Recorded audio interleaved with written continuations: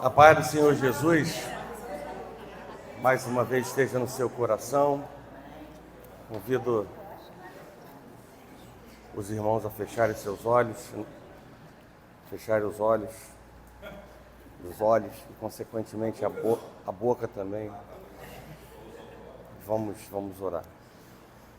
Senhor Deus e nosso Pai, graças te damos por mais uma manhã, Pai, na sua casa, na sua presença.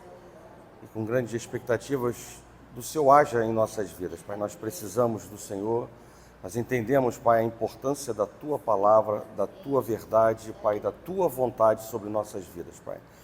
E nós entendemos, ó Pai, que a despeito de estarmos na escola bíblica dominical, não é um lugar, ó Pai, um fórum apenas de histórias, mas sim da ministração da Tua palavra para conserto e edificação de nossas vidas. E assim, me dê liberdade para falar em Teu nome e cuida do coração dos Teus filhos, para que nós possamos, Deus, ter mais uma vez, e não diferente das outras vezes, um ambiente favorável e um casamento perfeito. Assim oramos. Em nome de Jesus. Amém. Amém. Bem, eu vou começar a aula de hoje fazendo um resumo expedito, né? Bem expedito, para a gente não perder tempo em cima do tempo pequeno que nós temos, né?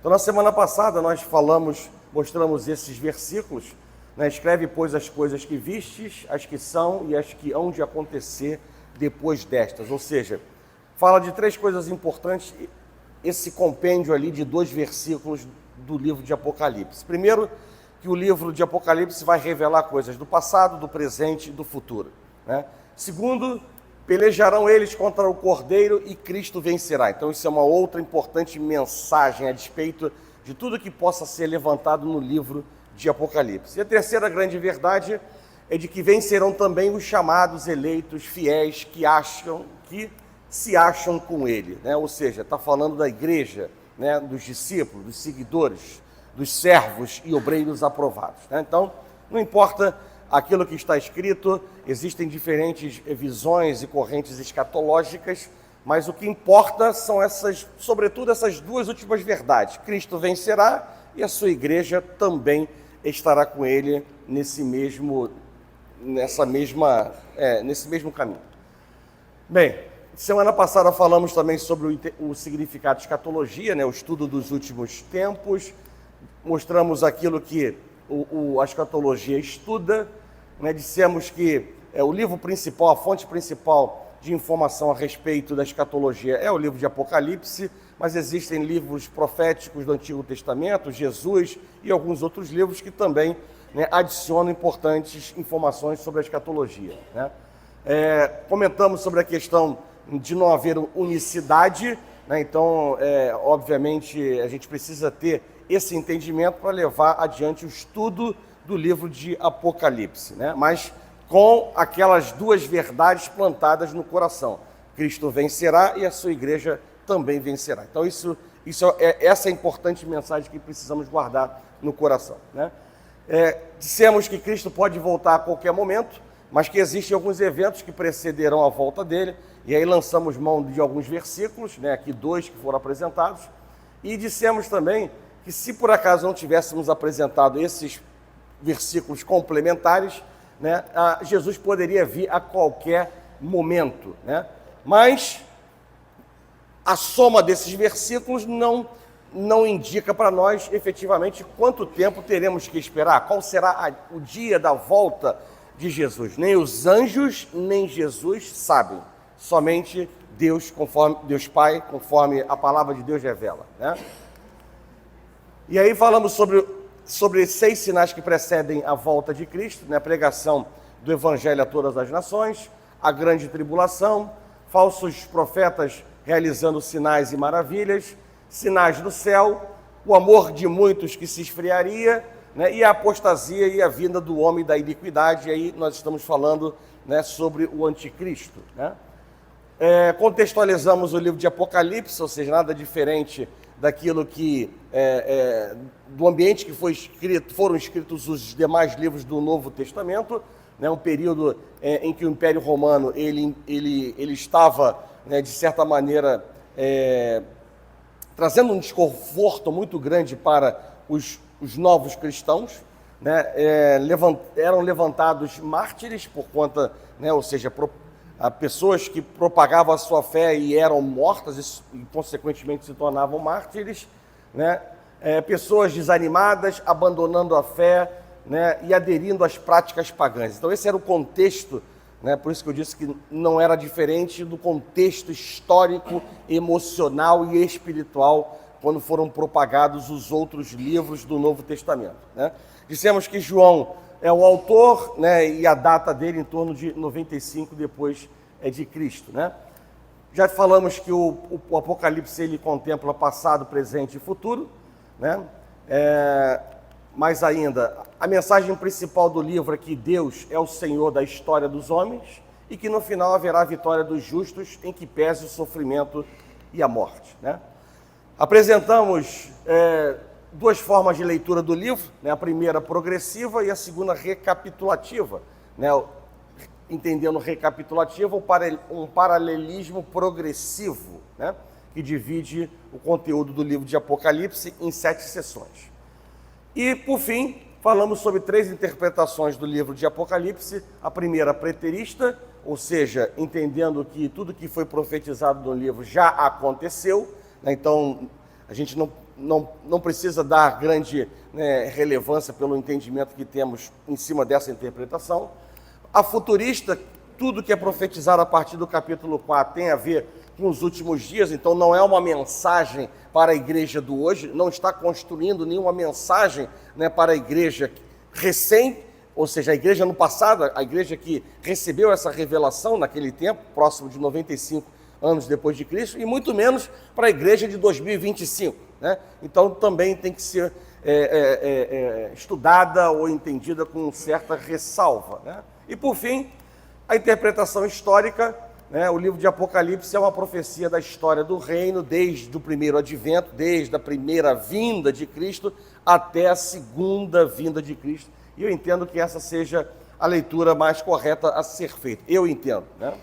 Bem, dito isso, nesse resumo bastante expedito, apenas para refrescar a mente de vocês, aí sim a gente começa a aula de hoje falando sobre o relógio do juízo final, né? Sobre coisas que irão acontecer sem ter a pretensão de definir data e hora, porque ninguém sabe o dia, conforme está escrito na Bíblia, ninguém sabe o dia e a hora, né, que Jesus voltará, e, consequentemente, outros eventos acontecerão antes ou depois da vinda de Cristo Jesus. Então, só apenas relembrar, né, que existem diferentes correntes escatológicas, né, e dentre elas as 4 principais, conforme estão escritas ali: pré-milenismo histórico, ou seja, pré-milenismo. Então Jesus ele vem antes do reino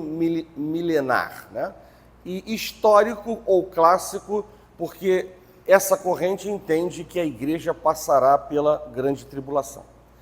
Aí existe uma derivação dela que é pré-milenismo, ou seja, que mantém o mesmo entendimento de quando Jesus voltará, antes do reino milenar, porém dispensacionalista ou pré-tribulacionista, né? Então o próprio nome já nos dá o entendimento, pré-tribulação, né? Então, ou seja, Jesus ele vem antes da grande tribulação e leva a sua igreja. A primeira, a igreja passa pela grande tribulação e depois Jesus vem. Na segunda, Jesus vem, leva a sua igreja e a igreja, consequentemente, não passa pela grande tribulação. Tem também o pós-milenismo, né? Então, ou seja, e aí a preposição pré e pós já dão ao entendimento. Então, o entendimento de que Jesus vem depois, né, do reino milenar. E, por fim, né, o amilenismo, né, o A, esse artigo A, né, essa letrinha A, ela indica uma coisa contrária, né? Então, ou seja, algo como se estivesse negando o milênio, né? Mas a leitura melhor não seria bem essa que nós vamos aprofundar mais adiante, né? Mas sim o entendimento de que nós já estamos vivendo este milênio, né? Então, esse é um entendimento bem diferente das outras três correntes escatológicas. E aí, consequentemente, não existe uma unicidade sobre esses pontos. Grande tribulação, quando virá, Jesus, o milênio, ressurreição dos mortos, julgamento, ou seja, apresentam posicionamentos, alguns coincidentes e outros divergentes.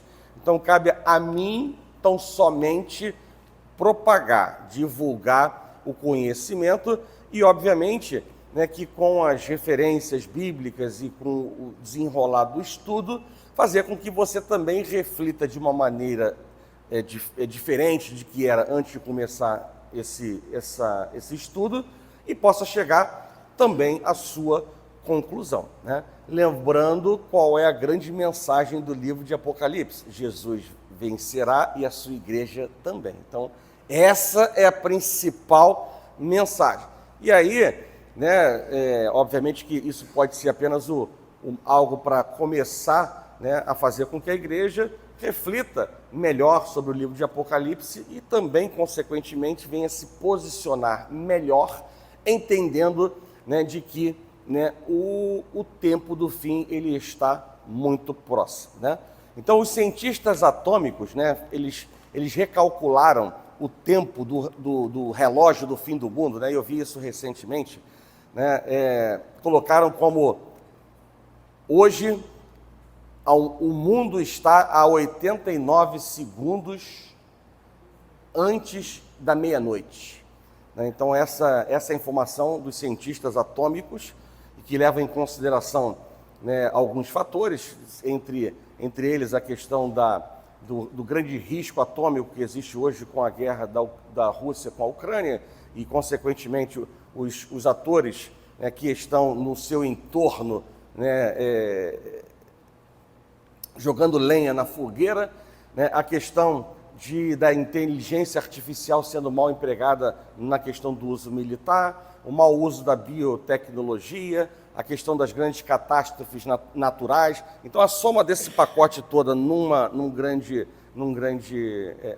panela, na conclusão deles, o relógio foi reajustado para 89 segundos antes da meia-noite. Isso é uma leitura do mundo, e que não nos afeta em nada. Antes era 95, agora está 89. Tá bom. O que interessa para nós é entender é que, de fato, por questão de fatos reais, nós estamos, de fato, nos aproximando do fim do mundo. E da mesma forma como para os cientistas e o mundo isso pode causar uma comoção, no sentido de ficarem tensos, preocupados, que sirva para nós de uma reflexão dos nossos posicionamentos, porque o dia e a hora não sabemos, mas Cristo vencerá e a sua igreja também. Porém, isso implica ou redunda num posicionamento maduro da igreja, um posicionamento responsável da igreja. Então, eu diria que, para que serve essa informação dos cientistas atômicos para nós? Para nada. Eu só fiz um paralelo de uma informação que está disponível para nós, mas com o entendimento ou com a intenção exatamente de provocar em nós uma reflexão de nossas atitudes, de nossos posicionamentos para aquilo que em breve poderá acontecer. Bem, então, para isso, nós vamos falar sobre a questão das 70 semanas de Daniel, eu quero inserir essas passagens que estão no livro de Daniel, é uma profecia de Daniel a respeito das 70 semanas, e mostrar para vocês, mais uma vez, sem que haja um consenso ou uma unicidade diante das correntes escatológicas diferentes, mas mostrar para vocês o que representam essas 70 semanas, ou melhor, relembrar a vocês, porque já estudamos no livro de Daniel, o que representam essas 70 semanas e, sobretudo, a última semana, que aí sim estaremos falando sobre a questão da grande tribulação e a maneira como isso se apresenta dentro do livro de Apocalipse. Então, a ideia é fazer um link entre o Antigo Testamento e o Novo Testamento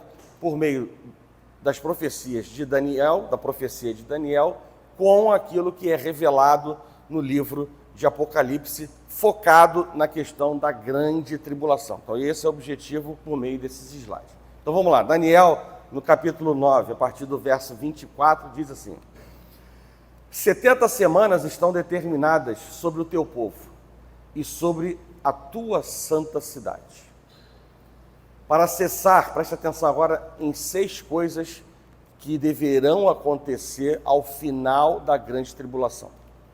Para cessar a transgressão, para dar fim aos pecados, para expiar a iniquidade, 3, 4, para julgar, para trazer a justiça eterna, para selar a visão e a profecia, 5, e 6, para ungir o Santíssimo. Isso é o que está no versículo 24.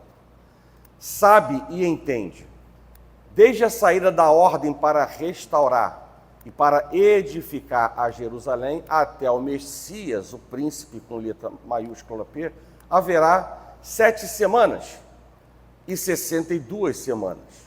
As ruas e os muros se reedificarão, mas em tempos angustiosos. E depois das 62 semanas, será cortado o Messias, morto o Messias, mas não para si mesmo. E o povo do príncipe, com letra minúscula, que há de vir, destruirá a cidade e o santuário, e o seu fim será como uma inundação. E até o fim haverá guerra, estão determinadas as assolações. E ele, este indivíduo, firmará aliança com muitos por 1 semana. Então nós estamos falando da última semana, né? Falamos de 7, 62 da última. E na metade dessa semana, na metade dela, fará cessar o sacrifício e a oblação, e sobre a asa das abominações virá o assolador. E isso até a consumação. E o que está determinado será derramado sobre o assolador, né? Então essas são palavras contidas no livro de Daniel, né, que trazem uma profecia, né, de uma envergadura grande e ao mesmo tempo de uma falta de consenso enorme, né, sobre a questão do desenrolar dessas 70 semanas e também sobre a questão das datas, né, desses eventos. E obviamente que não há qualquer tipo de pretensão da minha parte, e se houver de alguém, fuja, né, de tentar chegar na matemática da profecia, chegar a um ano e a um dia em que Jesus virá. Porque isso já foi mentido por diversas vezes no passado e a gente precisa estar com o olho bem aberto para não engolirmos esse engodo novamente, né? Então vamos lá. Então, o calendário bíblico, né? O calendário bíblico ou profético, o mês, ele tem 30 dias, né? Então, qual é o argumento? O argumento é que existem alguns versículos, né, no livro, por exemplo, no livro de Gênesis, capítulo 7 e capítulo 8, né, em que vão falar ou que vão demonstrar que 5 meses é igual a 150 dias. Então, numa matemática simples, 150 dividido por 5 vai dar 30. Né? Então vamos lá. Gênesis 7:11 diz: no ano 600 da vida de Noé, aos 17 dias do 2º mês, nesse dia romperam-se todas as fontes do grande abismo e as comportas dos céus se abriram. Então a informação que nos dá ali é 17º dia do 2º mês.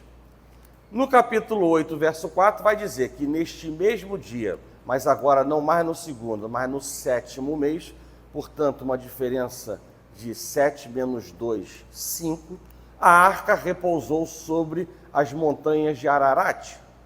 E aí, para ficar mais claro ainda, no capítulo 8, verso número 3, diz: as águas iam se escoando continuamente de sobre a terra, e minguaram ao cabo de 150 dias. Então, com a leitura, né, desses 3 versículos, que poderíamos ter lido também este aqui, que fala a mesma coisa disto, nós chegamos à conclusão de que 150 dividido por 5, 30. Então esse é o ano bíblico ou profético e, consequentemente, né, o ano bíblico, né, o mês bíblico ou profético, 30 dias, e o ano bíblico ou profético multiplicar por 12. Então 30 vezes 12, 360. Então essa informação ela é apenas um dado que eu vou utilizar em breve para vocês entenderem onde eu quero chegar. A Bíblia também diz, no livro de Apocalipse, fala sobre a expressão de 1260 dias, né?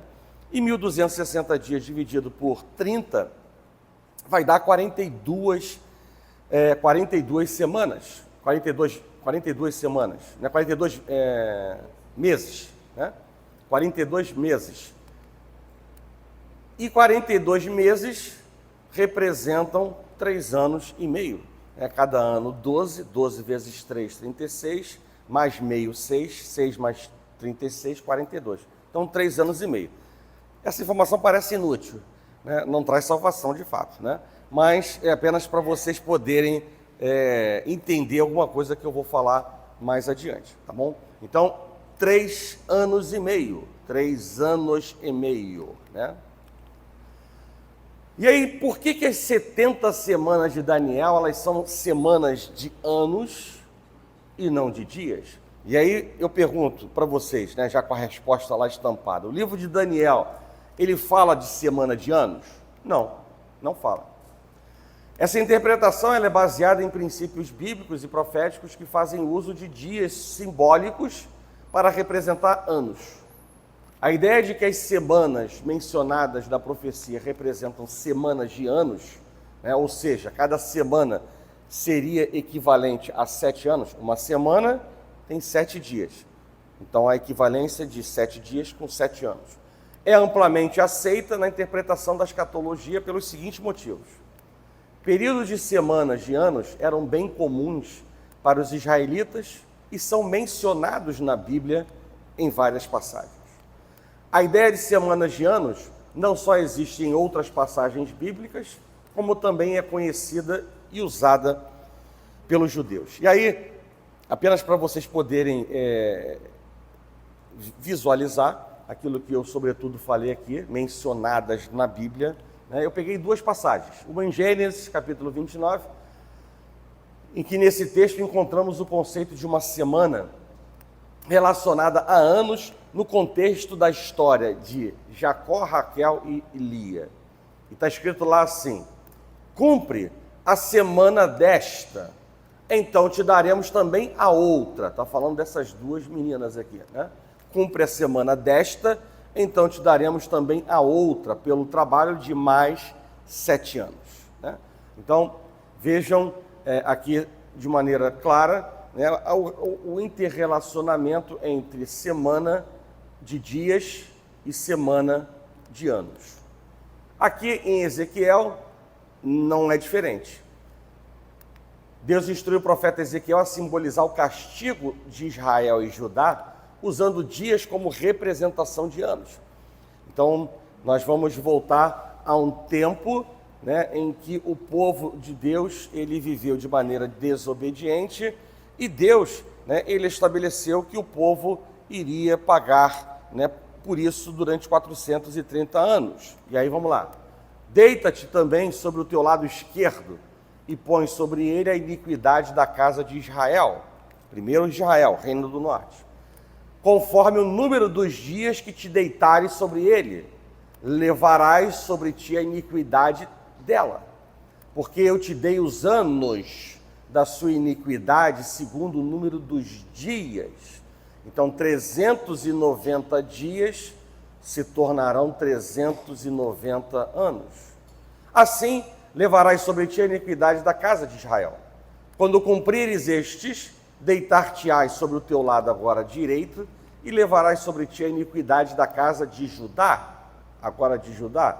40 dias te dei, cada dia por 1 ano. Então, 390 mais 430 vão exatamente, né, vamos chegar exatamente nos 430 anos, né, que o povo de Deus, mais 40, 390 mais 40, 430 anos que efetivamente o povo de Deus viveu, né, sob uma opressão, subjugado, né, numa situação desfavorável e, obviamente, como um Deus de justiça, mas de amor, usando a circunstância para tratar o seu povo para alcançar algo maior, né? Então vamos lá. A palavra hebraica usada em Daniel, no capítulo 9, né, é essa aqui, né, Shavuá, que literalmente significa período de 7 ou setes. Em seu contexto, não se refere diretamente a dias, mas a um grupo de 7 unidades de tempo mais longos, se encaixando melhor períodos de anos. Então, semanas de dias não caberiam na interpretação dessa profecia. Outro motivo óbvio para afirmarmos que as semanas são de anos e não de dias é que, se fôssemos considerar que eram dias e não anos, absolutamente nada desta profecia poderia ou teria se cumprido em tão pouco tempo. Sequer Jerusalém teria sido reconstruída e o restante da profecia não poderia se encaixar com nenhum acontecimento histórico ocorrido, pois aí teríamos um período não de 430 dias, né, mas um período de 490 dias, pouco mais de um ano. 70 semanas vezes 7, 490 dias.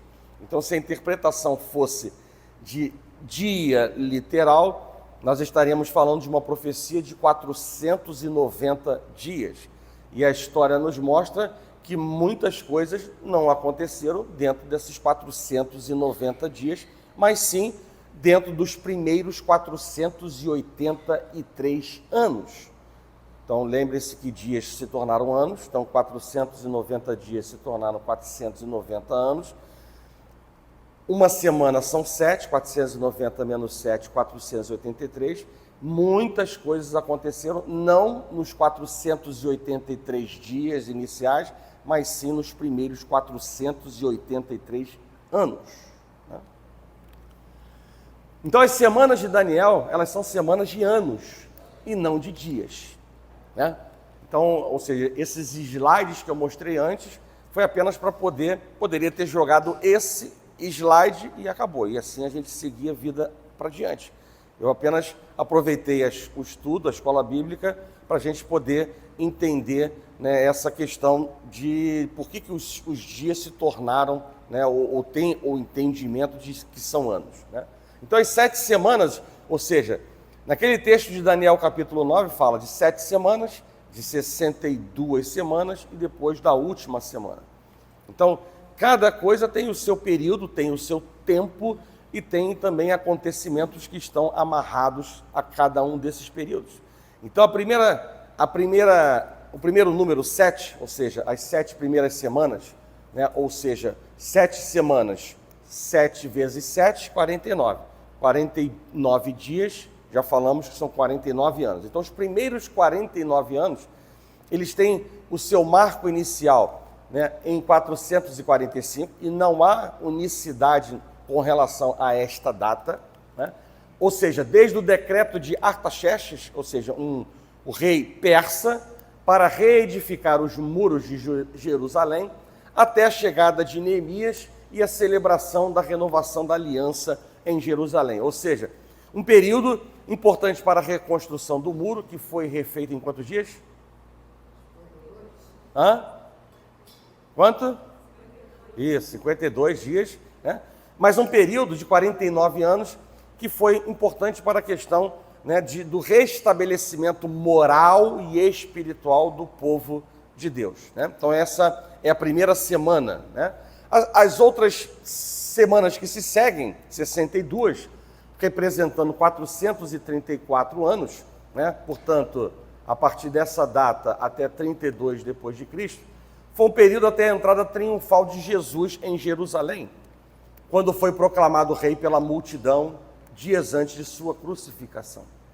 Após esse período, ou seja, após essas 62 semanas, acontece a morte de Jesus e a destruição de Jerusalém pelos romanos um pouquinho mais adiante, em 70 depois de Cristo. Né? E a última semana, né, a grande tribulação. Então, por que as 62 semanas, por que as 62 semanas, eu escrevi aqui, por que as 62 semanas que representam 434 anos, 62 vezes 7 é igual a 434. 6 vezes 7, 42. 2 vezes 7, 14. 420 mais 14, 434. Por que as 62 semanas não estão compreendidas entre 396 a 38 depois de Cristo?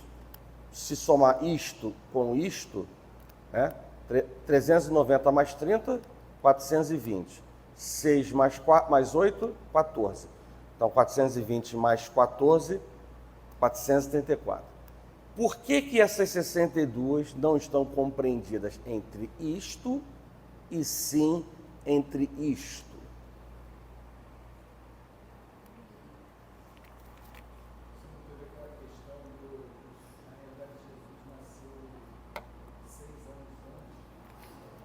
Isso aí. Então, ou seja, isso foi algo que eu dei na aula de Daniel, né? Então vamos lá. A diferença de dias, agora vocês vão entender. Então por que eu falei do ano profético, do ano bíblico, de 360 dias? Para nada? Não, para quê? Vamos lá. Diferença de dias entre o ano bíblico e o calendário gregoriano que um padre, né, estabeleceu, e ele é o calendário vigente hoje, né, que estabelece que o ano tem 365 dias. Então, a cada ano existe uma diferença de 5 dias. Se estamos falando de 400 anos, estamos falando de 2.000 dias. Então vejam, né, que nós estamos ali causando ou provocando uma separação, né, de anos.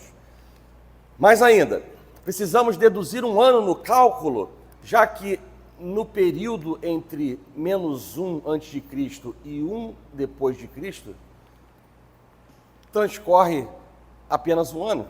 Então, diferentemente da matemática, em que o eixo das abscissas e das ordenadas, nós temos assim, -1, 0 e 1, ou -1, 0 e 1, e o espaço compreendido entre isto é 2, no calendário é 1. Assim como na matemática espiritual, 1 mais 1 no casamento é 1, né? Então, são coisas, nesse ponto, não é espiritual. É porque apenas foi arbitrado que o primeiro ano depois de Cristo seria 1. Arbitrado, ponto. Foi arbitrado, é uma referência e que a gente precisa apenas levar em consideração para entender essa diferença de anos, né?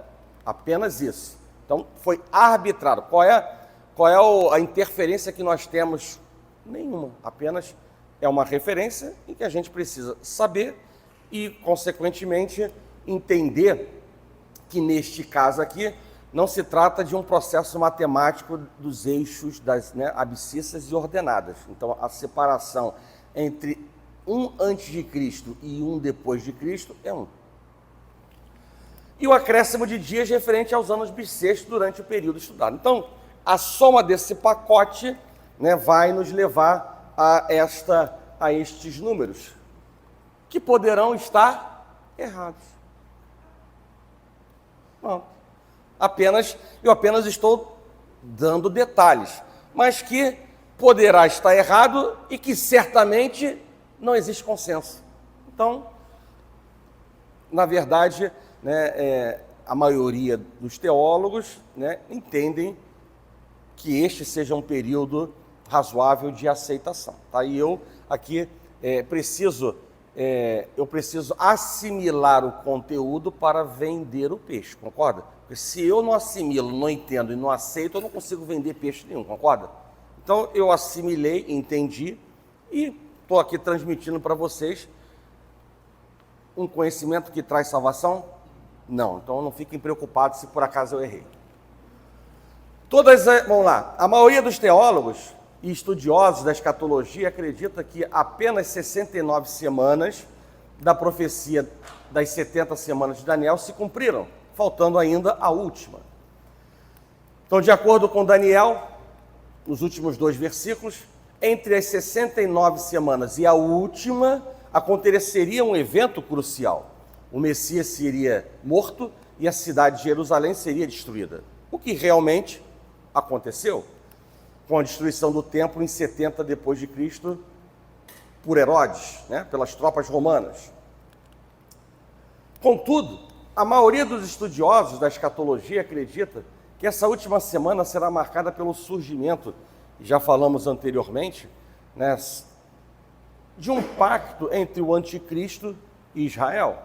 Mas que após 3 anos e meio, então por isso é que eu fiz aquela referência de Apocalipse dos 1260 dias, representando 42 meses, que representam 3 anos e meio, 3 semanas e meio. Então, aqui, esse foi o link que eu quis fazer. E que após 3 anos e meio, o pacto será rompido e começará um período de intensa perseguição, conhecido como a Grande Tribulação. Por conta disso não ter acontecido no passado, nem mesmo após a morte de Jesus, é que a ideia do cumprimento completo dessa profecia é descartado, pela maioria daquelas correntes escatológicas que eu apresentei inicialmente. Ele fará firme aliança com muitos, está falando aqui do anticristo. Ele fará firme aliança com muitos por 1 semana. Na metade da semana, 3 semanas e meia, na metade da semana, 3 semanas e meia, fará cessar o sacrifício e a oferta de manjares. Sobre a asa das abominações virá o assolador, até que a destruição que está determinada se derrame sobre ele. Então, com base nesse versículo, o entendimento da maioria das correntes escatológicas de que esta última semana ainda não se cumpriu por completo.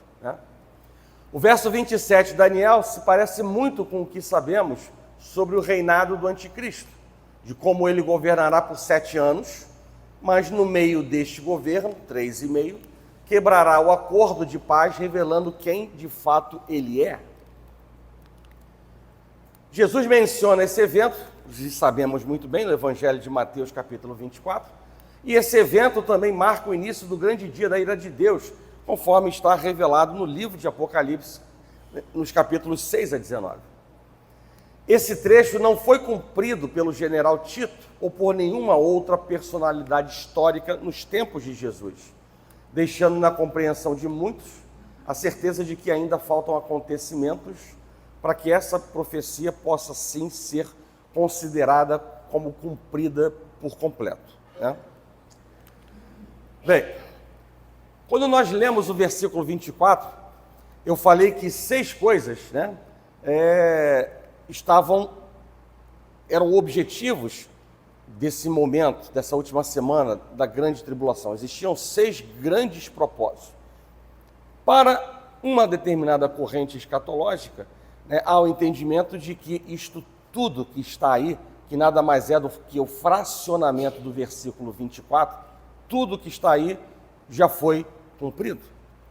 E na visão de outras, o entendimento de que existem coisas que estão ainda por vir e que não foram cumpridas integralmente. Podem ter já iniciado, mas não foram cumpridas por completo.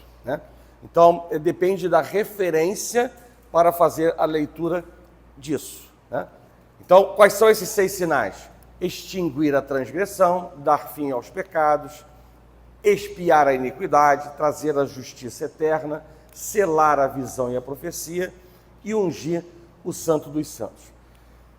Então, para que vocês possam entender, vamos dizer assim, entender o que eu estou querendo dizer, exatamente mostrando essa divergência entre uma corrente que fala que tudo isso já foi cumprido e outras que dizem que ainda está por cumprir completamente, eu vou fatiar esse problema, obviamente que em 6 partes, para vocês entenderem os argumentos que eu coloco para o entendimento de que nem tudo foi cumprido, mas parte grande já foi iniciada e será cumprida integralmente no futuro. Vamos lá.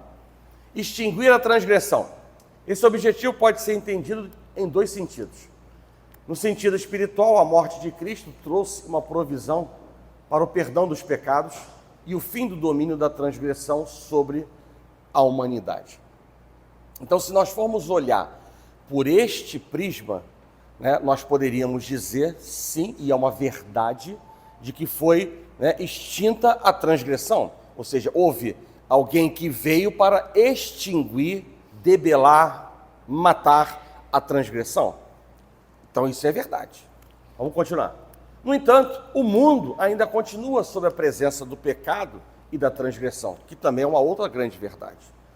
Isso sugere que esse aspecto foi iniciado, mas o seu cumprimento final ainda está no futuro, ligado ao fim dos tempos, à consumação dos tempos. Concordam comigo?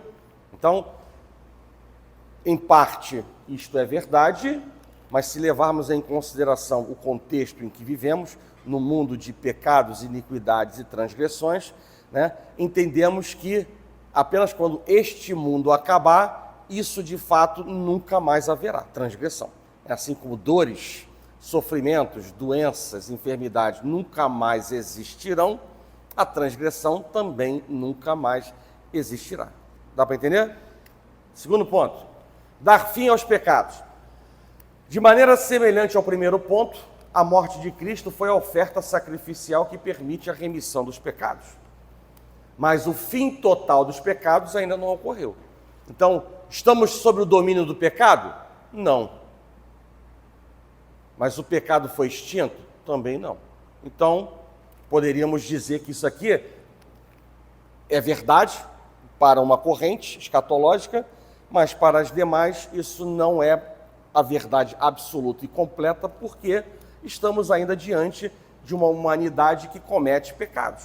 Isso será plenamente realizado apenas no futuro, quando o pecado será completamente removido com a restauração final da segunda vinda de Cristo. Tá claro o entendimento? Terceiro ponto. Expiar a iniquidade. Este aspecto pode ser considerado como cumprido na cruz. A expiação pelos pecados foi realizada de forma definitiva por Jesus, que foi entregue por causa das nossas transgressões. Portanto, nesse sentido, nós podemos dizer que a profecia, ou o objetivo, um dos objetivos dessa profecia, ele foi cumprido. É no sentido de expiar a iniquidade. Trazer a justiça eterna. A justiça eterna também é algo que Jesus introduziu através da sua obra redentora, por meio de algo chamado justificação. O que é justificação? Quando alguém sinceramente, verdadeiramente, genuinamente aceita Jesus como Senhor e Salvador, nos tornamos justos perante o Senhor. E isso é dado de forma graciosa. Isso é a justificação.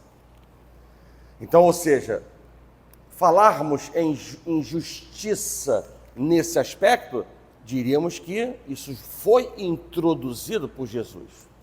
No entanto, a plena manifestação dessa justiça ocorrerá quando Cristo estabelecer sua justiça de forma completa sobre a criação.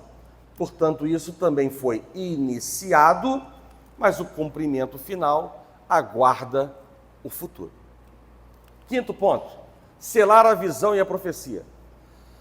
Selar uma visão ou profecia significa confirmar e dar validade ao que foi predito.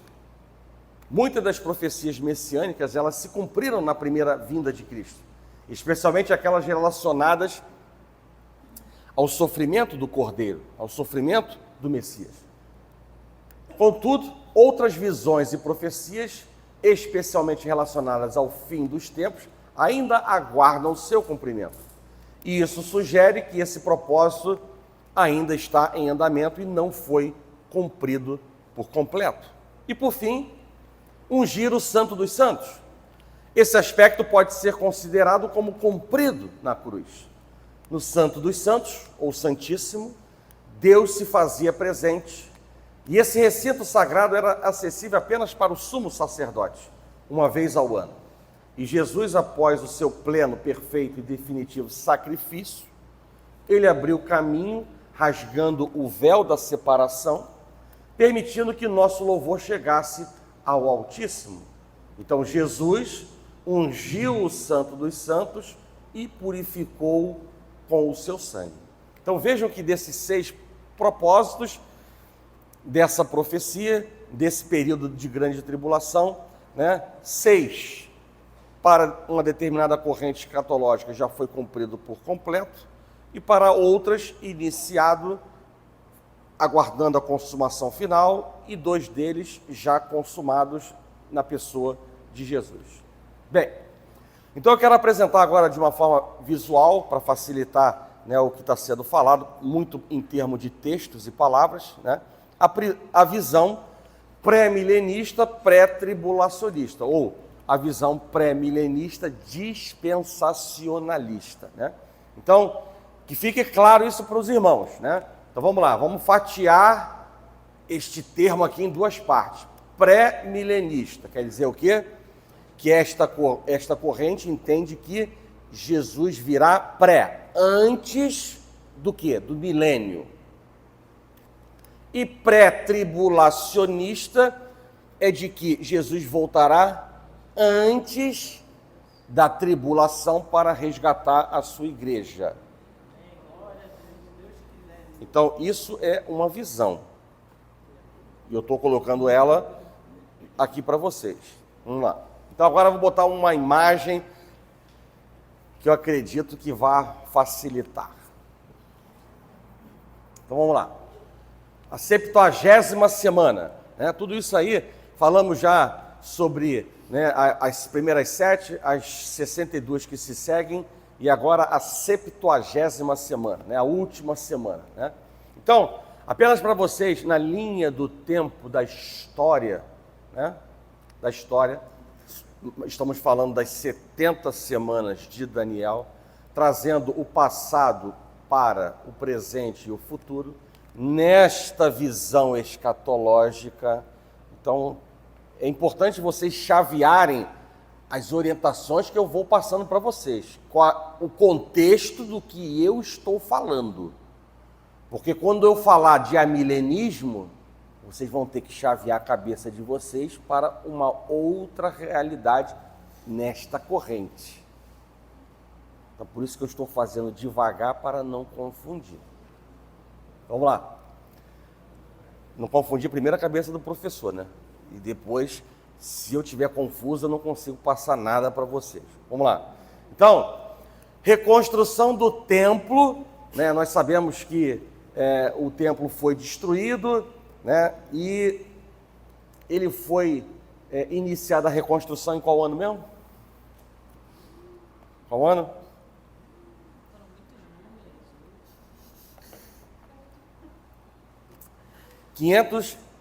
...536 antes de Cristo.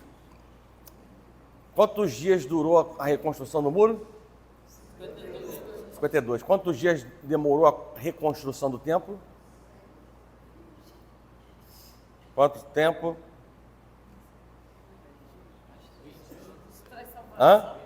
20 anos. Então, 20 anos. Então, estamos falando aí de 536 anos antes de Cristo, e 536 anos de Cristo, antes de Cristo, e 516, um período de 20 anos. Obviamente que não foram 20 anos de trabalho, tiveram procrastinações, desânimos, desinteresses, um contexto espiritual e emocional desfavoráveis, Então, muitas coisas aconteceram, sobretudo em quase 15 anos, Então, o período foi dilatado por falta de posicionamento, do povo de Deus. Teria sido encurtado se não tivessem muitas coisas erradas acontecido. Então, estamos falando aqui de 536. Então, vamos, para facilitar a história, a cabecinha de vocês, botar aqui, aqui, Aqui é 536 a 516. Por quê? Porque por aquele slide que eu coloquei para vocês, a primeira semana, ou a primeira das 7 semanas, começa em 445. Então, aqui é 536, aqui é 516 e aqui é 445. Então, As primeiras 7 semanas aconteceram, como eu disse, da reconstrução moral e espiritual de Jerusalém. Depois vieram as outras 62 semanas, né? E por esta visão escatológica, pré-milenista, pré-tribulacionista, nós estamos vivendo a era da igreja, que é esta aqui. E aí, se é pré-tribulacionista, né, Jesus ele vem arrebatar a sua igreja antes da tribulação. Então, por isso aqui é pré-tribulacionista. Aqui, né, Jesus ele resgata a sua igreja, arrebata a sua igreja, e Israel faz aliança com o anticristo, porque ele vai dar início ao período da grande tribulação, que já refrescamos a nossa mente com a palavra de Deus, que durará uma semana. Mas uma semana ela é composta por 2 meias semanas. Na primeira meia semana, né, haverá uma ilusão que será desmascarada e um momento final pior acontecerá.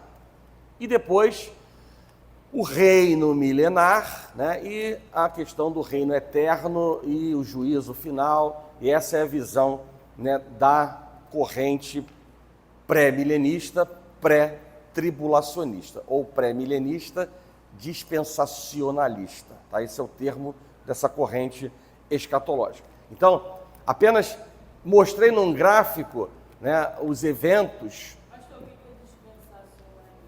Oi? Na dispensação. Estamos na dispensação da graça de Deus, né? Tá bom? Então, por esta visão, olha aqui, ó, a morte de Cristo, né, eles entendem que não está compreendida nas 62 semanas. É como se fosse um evento adjacente, próximo, mas não está dentro das 62 semanas, né? E aí vai falar sobre a questão da batalha final, do Armagedon, olha lá, que é o que vai culminar, né, o período da grande tribulação, ou seja, o período pior dessa grande tribulação. Vou voltar a falar, diante dessa visão escatológica. Bem, 70 semanas de Daniel. Então, na interpretação literal e futurista, né, interpreta as semanas de forma literal, ou seja, representando um período preciso de tempo, 490 anos exatos. Devido à interpretação estritamente literal, essa linha de interpretação entende que 483 anos, ou seja, as primeiras 69 semanas, já se cumpriram, o que corresponde a 69. E a última, no caso a 70ª, foi adiada e transferida para os últimos dias da presente dispensação. Qual é a presente dispensação? A graça de Deus. Estamos vivendo na dispensação da graça de Deus. Então, ao final desse período, desta era da igreja, desse período de dispensação da graça de Deus, começará a última semana, a grande tribulação. Assim, existe um hiato temporal entre a 69ª e a 70ª semana, uma lacuna de tempo, um período indeterminado, que é a era da igreja, que é o que nós estamos vivendo segundo essa visão escatológica, a era da igreja. Finalmente, a 70ª semana começa quando a igreja for arrebatada e o anticristo revelado, e corresponde aos 7 anos de grande tribulação.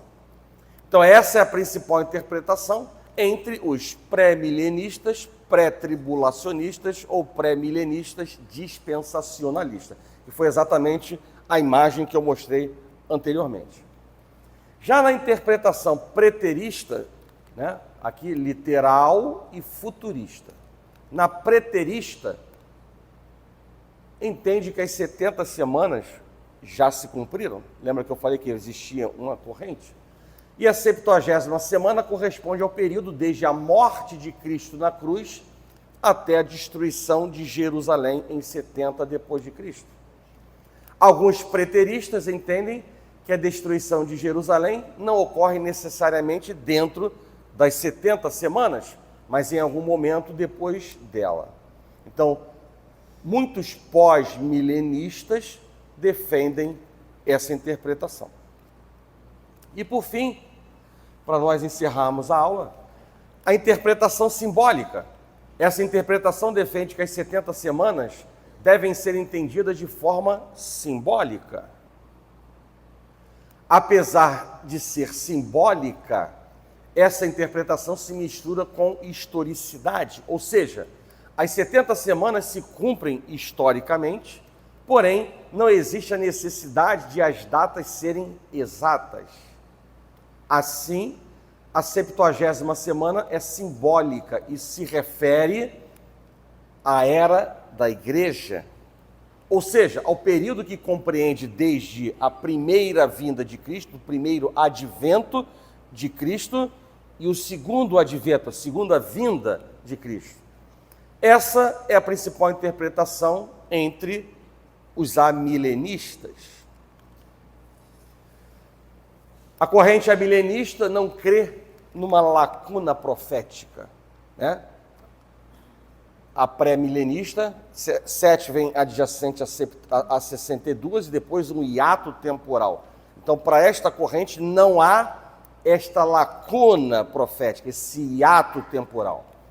Não crê que a igreja é apenas um parêntese da história, ou seja, não concorda com a visão dispensacionalista, que considera a igreja como um período de interrupção do plano de Deus com Israel, esperando um futuro retorno a Israel após a era da igreja. Ou seja, para os dispensacionalistas, eles entendem que são duas coisas totalmente distintas, Israel e a igreja.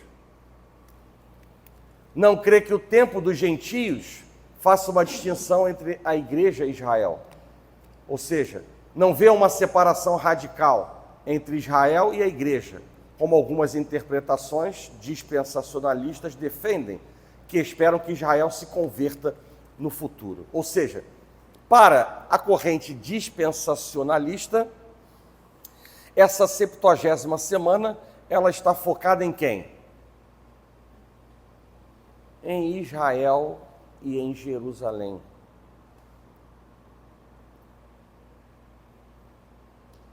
E não na igreja,